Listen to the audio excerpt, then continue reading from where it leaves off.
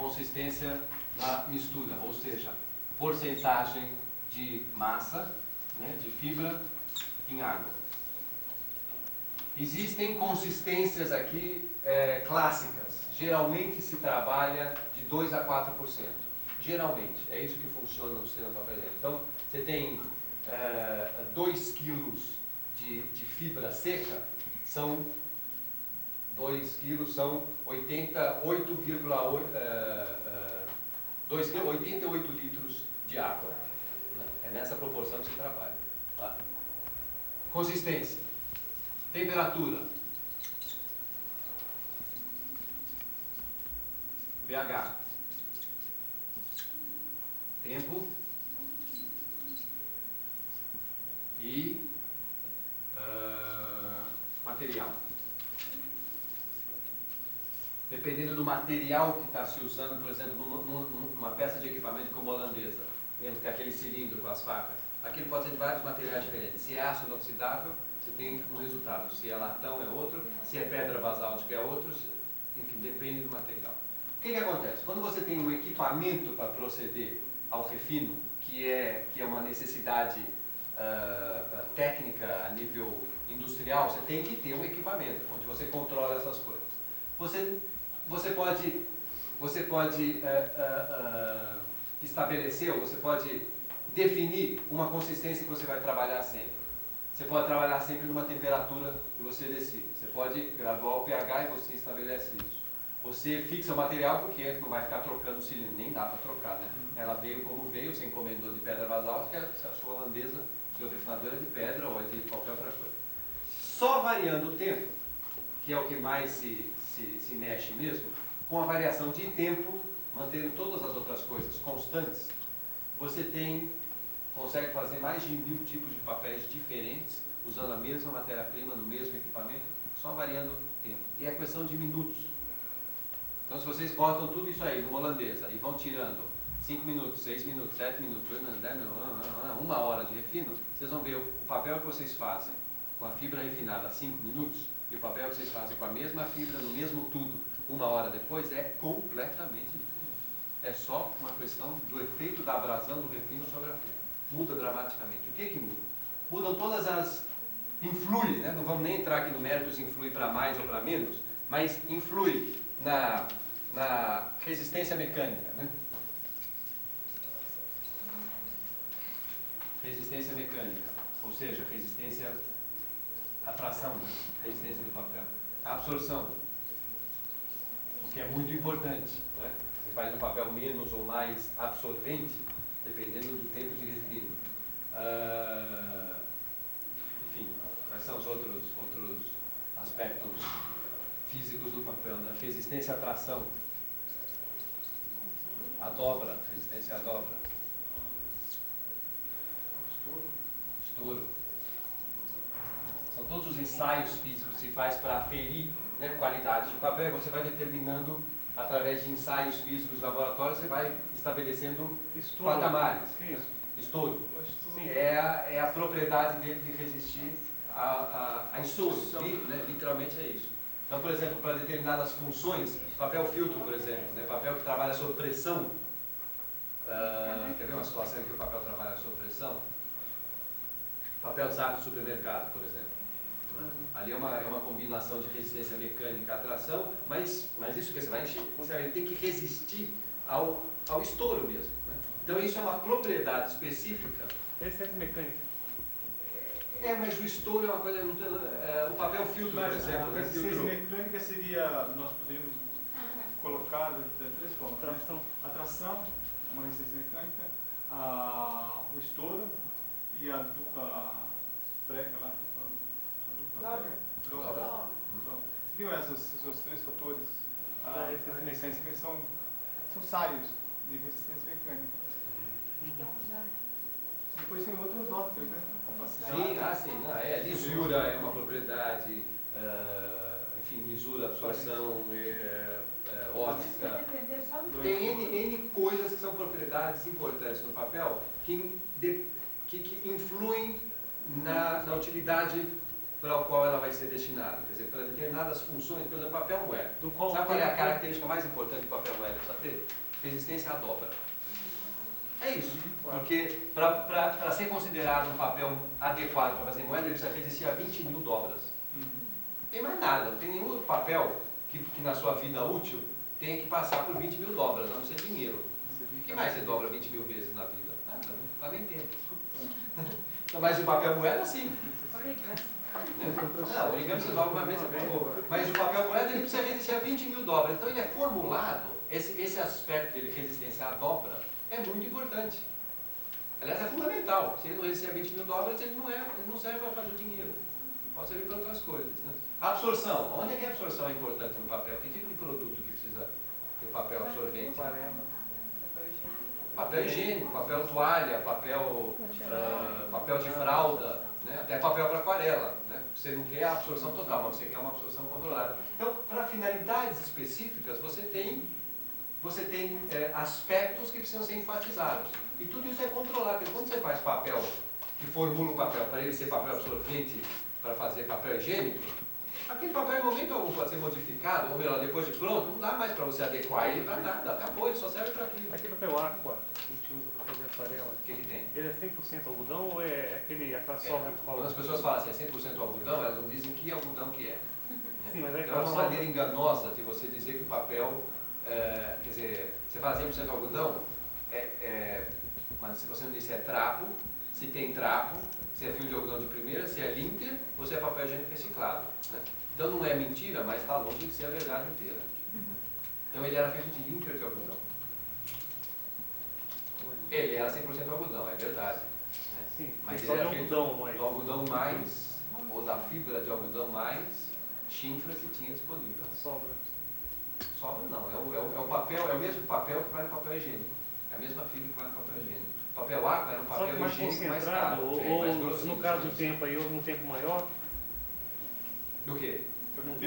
No aqua, então houve um tempo maior de trabalho com ele? Em geral, o aumento de tempo de refino diminui a absorção dele. Em princípio, essa é uma verdade. Quer dizer que a gente Mas tem no caso do aqua, no caso do aqua não. O que você tem aqui é um papel industrial, não, cheio de cargas e coisas. O aumento do Tempo de refino aumenta a resistência à água. Quer dizer, quanto menos refinado o papel, mais absorvente ele é. E se eu pegar o algodão, quiser fazer papel de algodão... O que significa o seguinte, se você pegar linter, bater no liquidificador, ou seja, não refinar nada, né, e fazer uma folha de papel, ele não bate a mão, ele é totalmente absorvente. E se eu pegar o algodão? Por isso que o liquidificador não soluciona a necessidade de ninguém que está preocupado em fazer uma coisa assim com esse rigor. Né? Porque você não controla nada, o liquidificador não faz nada, ele só, do jeito que ela entra, ela sai. Então você não tem como influir no refino. Né? É muito interessante. Tem 2 livros do IPT, aliás a Teresa tem a última versão dele, não sei se é da biblioteca ou é dela, que chama Celulose e Papel. 2 livros que foi feito para o Senai, para o curso do Senai, e lá tem um tabulamento, uma coisa comparativa dos efeitos do refino em cada uma das propriedades do papel. O que aumenta, o que diminui. É muito interessante observar aquilo. Agora, como é que se mede refino? Quer dizer, existe um grau de medida, existem vários graus, o mais popular é o grau Schoeffer-Higler, né, que é indicado grau SR, que é uma maneira, assim como tem grau para medir temperatura, ou tem grau para medir sei lá o quê, é uma escala de medida que se inventou para medir grau de refino. Isso aqui é o seguinte, ela funciona, o grau estabelece a quantidade de água que o papel permite atravessar sobre ele, né? Estabelece, é um procedimento muito simples, mas se não tiver um instrumento para mostrar, até meio complicado, parece uma coisa muito abstrata. Mas é uma escala de medida que se inventou e que estabelece, então, um ponto, né? Um valor numérico. Você está 25 graus Schoeffer-Higler. Então, isso aqui é uma medida de refino. É a mesma coisa que falar 1,75 m de altura. Então, você falou isso, a pessoa sabe a que você está se referindo. Então, em qualquer que seja o instrumento que você use para refinar, você consegue, em qualquer lugar do mundo, atingir o grau Schoeffer-Higler. Né? Então, você formula o papel, eu posso dar uma forma e falar assim, você tem que pegar o papel e refinar a 40 graus Schoeffer-Higler. Como você faz isso, pouco me importa. Se você conseguir aferir esse grau, você chegou na minha fórmula. Tá? Então é um grau de medida. Só que não é uma coisa aleatória, não é cronômetro do lado da máquina também. Né? Porque eu falo de tempo, aumenta tempo. Quer dizer, só que o tempo simplesmente aumenta ou diminui a aferição do grau Schoeffer-Rigler. Isso não tem nada a ver com temperatura. Como? Nada a ver com temperatura. Não. Esse grau Tudo isso influi no refino. Né? Mas o resultado do refino é a aferição. Você faz o refino para chegar ao valor numérico, dotar aquele estágio de refinamento com valor numérico. Que se o cara que inventou ele chamava Schoeffer-Rigler. E o grau é o Celsius, né? Ele inventou e falou, vai se chamar, né? Se tivesse isso, seriam 23 otávios, né? Se fosse eu que tivesse inventado. É o Schoeffer-Rigler lá. Então ele inventou uma forma de você tabular. E essa forma, basicamente, como é que você mede, por exemplo, a temperatura? Então existe lá, fisicamente, a explicação. É uma coluna de mercúrio de não sei quanto, que, não sei, do gelo. Enfim, aquela definição a gente aprende no cursinho e depois nunca mais lembra, né? Também não importa a definição, importa que você enfia o termômetro debaixo do braço, você sabe quando você está com febre e quando você não está com febre. Então, o grau Schoeffer-Rigler é uma coisa assim, ele inventou uma forma de aferir um valor numérico a uma situação e a partir daí que você estabelece mais ou menos refino e, por exemplo, as formulações técnicas de papel, você vai ver assim, o que é a definição de um papel absorvente? É um papel feito com tal fibra, a tal grau Schoeffer-Rigler. Como é que é o termômetro, por exemplo, né? O que é a maquininha que afere? É um dosador, é um copo, né, por onde você passa a mistura, né, a sua pasta refinada com água, é 1 litro de água, enfim, com não sei quanto de pasta, você passa por ali, você recolhe a água que sai, né, e você mede aquela água e transfere aquilo para uma escala que ele inventou, e aí você faz uma comparação e você chega a um valor. São 3 pedacinhos de papel que você tem que comparar. Não é nada misterioso, é a coisa mais simples do mundo. Agora tem que entender para que serve isso. Não é que nem ler ali no termômetro, 33 graus, o que é isso? Você sabe que isso é calor para a boca, né? Ou que 38 é febre. Né? Tá? O pH ele só vai interferir só na qualidade do papel? Ou ele interfere no processo de refino todo. Todo. O pH da solução, sim. O Inclusive, pH, aliás, é uma absorção, coisa muito importante no processo papeleiro inteirinho. Né? Não, essas coisas aqui, o material da confecção do equipamento, o pH da solução, a temperatura e a consistência da massa, importam no conjunto, são fatores que compõem um refino, uma moagem. Quer dizer, essas coisas estão lá, existem. Tem água, a água está a uma temperatura, está a algum pH, você tem massa com água, você tem que controlar aquela consistência, você tem material e você tem o tempo que você refina. Essas coisas estão lá. Né? E essas coisas você tem que saber controlar, quer dizer, não é uma qualquer água, né? Quer dizer, você não pode chegar à mesma fórmula se você usa águas diferentes, ou você usa águas sem um controle de pH, é o que você tem que ver na água. Em qualquer momento que eu interferir num desses 5 tempos aí, eu você altera o resultado final. Altera, claro. Agora, ninguém mexe nem nisso, nem nisso, nem nisso, nem nisso. Isso aqui não importa. Você estabelece, eu vou trabalhar com pH X, acabou, meu pH é esse. Então, se a água não está naquele pH, você faz ficar. Né? Você eleva ou abaixa o pH dela para chegar na sua formulação. Você só mexe com um componente, senão você nunca sabe por que as coisas estão acontecendo. Tudo tem que ser fixo. Você só mexe com um fator. Isso é um papeleiro. Os japoneses, eles não viram isso ali, temperatura, tempo. Ou se o tempo que eles têm ali é aquele tempo medido. Ali o que eles não têm equipamento, eles têm anos de experiência. Tudo bem. Lá na Espanha, lá na Catalunha. Antigamente não tinham. Não, antigamente esse ficou. Aliás, tudo isso aqui foi inventado pela indústria. Sim, mas grau Schoeffer-Rigler no papel artesanal, isso nunca existiu. Não. Existia a tradição de tempos, né? Era uma coisa muito mais flexível. Né? Agora, hoje você dispõe dessas coisas todas, tem que saber usar. Isso só facilita a sua vida. Né? Quer dizer, naquela época é o seguinte, o sujeito entrava no espanholzinho, entrava para fazer papel com 6 anos de idade. Morria lá dentro com 90. Só fazia aquilo, aprendia a fazer. Sabe? Aliás, até hoje, o que é espetacular é que muito dos testes de aferição do papel são feitos sensorialmente. Ouvido, cheiro, língua e tato. Então você vai, né, eu uma vez visitei um papeleiro na Inglaterra. Quer dizer, isso aqui a gente vê, você fala assim, esse papel tá bom de cola? Todo mundo, qualquer indústria de papel, o cara fala assim, é o teste da cola. Se grudar na língua não tem cola, se não grudar na língua tem cola. É isso. Agora, tem muita cola ou pouca cola? Ah, bom, você precisa ter uma língua já treinada. Não precisa treinar muito a língua. Demoradíssima. Mas isso é só tempo. Tanto que você lambe papel, que você reconhece que você está lambendo. Né? A outra coisa é você ouve o som dela. Né? A Teresa tinha uns papéis que ela fez aí, papel sem... Quer ver? Som de papel colado. Som de papel sem cola. Você não ouve nada. Só que é cola do papel. É que dá esse craque no papel. Não? O cara ouve. Só que, enfim, eu sou um semi-surdo para som. Né? Para mim, Benito de Paula e Beethoven é quase a mesma coisa. Eu tenho um ouvido horroroso. Mas você depura isso aqui. Benito de Paula, pior é sempre poder andar. Tem o Vando. Sabe, eu tinha uma vitrolica das mais chifras até recentemente, mostrei para você, né? Comprei um CD.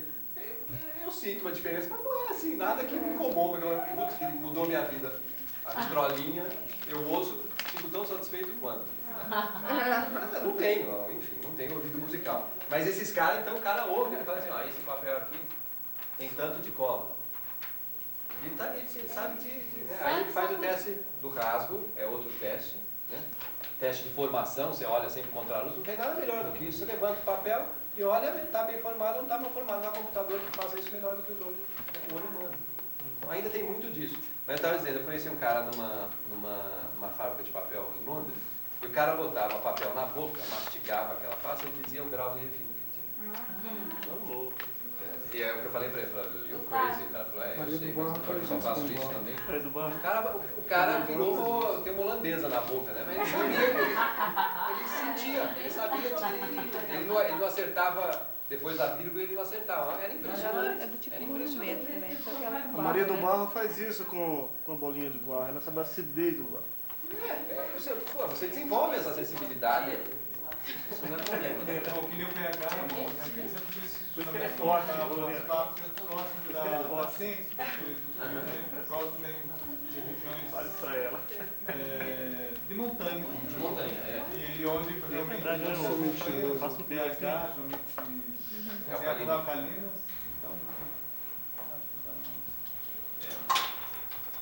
Muito bem.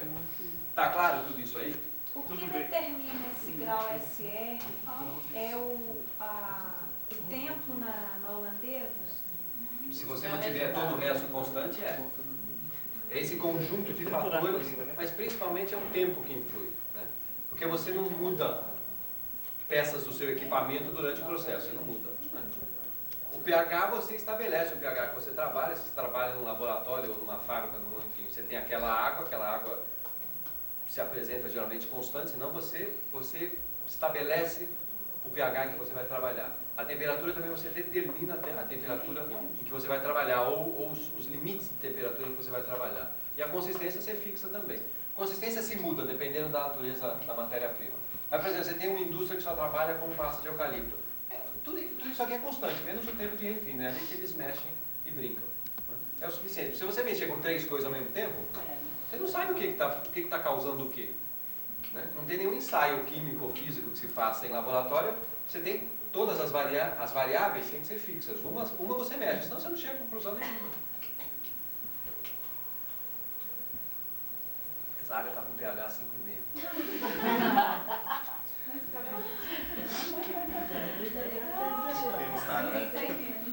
Muito bem. Então, agora que está todo mundo acordado, vamos apagar a luz para a gente ver. Que horas são? Vocês querem esticar as canelas? Queremos. Então vamos esticar as canelas rapidinho. Deixa eu mostrar para vocês. Marcela. Não tem justificativa. Pode até ser. Eu não conheço esse processo especialmente. Não sei como é que a pessoa faz. Pode até ser que ele ajude. Mas não é uma... A gente começou essa discussão toda porque perguntaram assim, mas dá para substituir a cola com carbono maxicelulose? Não dá. Eu acho que é só para impressão. Porque você faz o papel só com a fibra. Ela disse que você Mas usaria ou não. quando você vai usar o papel para impressão, é que você tem que colocar a carbox, porque senão fica muito absorvente. E a carbox vai tirar um pouco da... Mas ela ficou absorvente, sabe por quê? Para começo de conversa. Porque não foi refinado direito, só por isso. Não, porque é feito em liquidificador, é caseiro, É uma correção, é um paliativo. Está se tentando corrigir aqui uma coisa que o processo não permitiu que se fizesse. Porque nós não temos uma holandesa, infelizmente, mas quem Mas tem sabe... look, todo mundo aqui tem 2 braços. Não, sou japonesa. Então aí, ó, tá vendo como as coisas no fim se resumem assim, mas não, assim também não quero fazer. A graça, a brincadeira começa a ficar sem graça se eu vou ter que passar 6 horas batendo martelo, né? Mas a verdade é essa, a história é essa. Eu não estou inventando nada, eu só estou dizendo para vocês o que está aí. Que tá, em 2000 anos de história, nunca se usou metilcelulose para fazer papel. Nunca. Agora, uma questão aqui que talvez faça sentido é o seguinte: no processo oriental, como você tem a necessidade de aumentar a viscosidade da sua água, pode não ter tororo. Aliás, tororo não deve ter mesmo. Pode não querer usar baba de quiabo. Eventualmente, eu não sei, mas eventualmente o carboximetilcelulose pode servir como esse agente que aumente a viscosidade. Pode até ser. E mal, certamente não fará. Mas estamos falando do papel oriental, não do papel ocidental. É diferente. Porque só na batida lá você vai tirar alguma coisa do vegetal que vai ajudar a aderir as fibras, não é isso também? Só lá nas comunidades. Não? Vamos ver essa sequência de novo? Nós vamos ver o papel ocidental de novo, ver alguns detalhes, porque vocês estão meio... Vocês não vão passar no vestibular no papel, hein? Vamos lá, Luciana, você liga para mim, por favor? Oi. Aqui nós vamos precisar de estudo total, porque essa sequência foi feita em condições anormais de luz. Pior que lá no fundo tem luz, vai ser difícil. Tudo bem. Abaixa um pouquinho só, por favor. Você levou o carrinho lá para trás? Põe um lá. Eu vou mostrar para vocês, então, um pouco mais detalhados, um pouco mais de detalhe, aquele processo que a gente viu na Espanha. Depois a gente vai ver um filme sobre aquilo lá. Vocês têm que sair daqui compreendendo isso, porque é isso que nós vamos fazer. Nós vivemos no Ocidente por enquanto. Então a gente tem que... É esse aqui o nosso assunto, né? A nossa proximidade é com esse conhecimento aqui. Tá ótimo, todo mundo no dentista, olhando para Isso, todo mundo tá... Só chegar o carrinho para frente. Chega o carrinho pra frente. Traz o carrinho pra frente. Tá bom? Vou apresentar a vocês a história ou o processo do papel ocidental. Tá bom? O processo, então, começa a partir de, tradicionalmente, não exclusivamente, mas tradicionalmente, a partir de trapos de roupa velha. Começou com o linho, muito tempo depois, na época das grandes colonizações, os europeus foram buscar algodão nas colônias, na África, na Ásia, nas Américas e tal. E o algodão veio, obviamente custava muito menos que o linho, muito mais barato, porque era arrancado de graça das colônias, e o algodão gradativamente substituiu o linho. O algodão também, por vontade de Deus, como eu já falei, tanto quanto o linho, tem teores de celulose altíssimos. Então são fibras que no processo da extração, a fiagem e a tecelagem, elas pouco se adulteram ou pouco se modificam quimicamente. Ou seja, começar o processo nosso a partir da planta original ou a partir do tecido é praticamente a mesma coisa. E foi graças a isso que a indústria papeleira proliferou. Porque a fonte de abastecimento das fábricas de papel na Europa eram as sucatas têxteis, a indústria têxtil, o excesso da indústria têxtil. Então aqui era quando eu fabricava, quando eu tinha a minha oficina, que foi montada, que eu montei no Brasil em 1979, e foi uma das primeiras, foi a primeira oficina de produção de papel artesanal para fins artísticos. Eu vim aqui, voltei da Europa, eu tinha um negócio lá, voltei para cá para fazer papel para artista. Né? Foi um dos maiores erros da minha vida. Mas enfim, com respeito aos meus colegas de trabalho, artista é chato que dói. Né? Como cliente é pobre, exigente, é chato, é caloteiro, depois quer tudo trocar por quadrinho, eu não vou. Mas enfim, eu cumpri a minha missão, espero que quando eu chegar no céu, né, que encontre lá Todos os artistas falam, ó, obrigado, valeu, hein, valeu. Tal. Nunca comprei nenhuma folha tua, mas valeu o esforço. A gente trabalha com pano. Na minha época, eu comprava tecidos velhos ou tecidos novos de uma fábrica de camiseta. Eu comprava as aparas do corte do fabricante. Então era algodão puro, algodão bom, de primeira, branqueado, porque ele já vinha assim, né? Só depois de um certo momento que eu consegui um fornecedor de algodão cru, mas eram as condições em que se encontravam. Primeira coisa, o papel é, o pano é cortado. Né? Aqui, ao invés de usar uma faca, pode mudar, por favor. Usava uma tesoura elétrica. Não sei, quer dizer, não vou abdicar do conforto tão conveniente quanto esse para ficar cortando uma faca lá só para dizer que eu sou medieval, né? Então cortava ali numa tesoura elétrica, diminuía aquele tecido para um tamanho menor, né? Esses sacos, esses retalhinhos de algodão eram estocados, né? Por favor. Quando desejável, então, pegava uma medida, né? Uma dose desses algodões, isso era pesado criteriosamente, isso era jogado numa imensa holandesa, capacidade de quase 500 litros. Né? Essa holandesa, o que é uma holandesa? Ela é um tanque circular, é um perímetro, assim, parece um jockey, né? Uma pista de corrida de cavalo. Ela é assim. E a água fica girando, fica girando, fica girando, a gente joga esse trapo de algodão e ela vai passar num dado ponto, por favor, né?